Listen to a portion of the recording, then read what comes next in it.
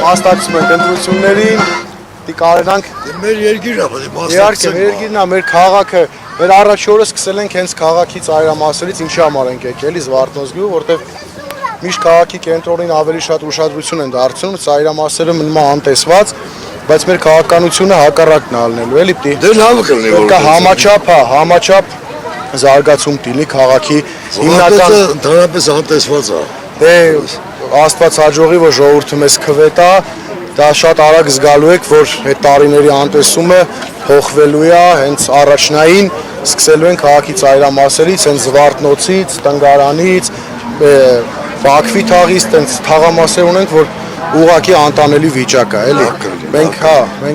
այդ ամեն ինչը այս պատահական չի, որ քարոզարշավը սկսել ենք հենց այդ թաղամասերից, էլի։ Հակոբյանը որ ձեր հետ ալանք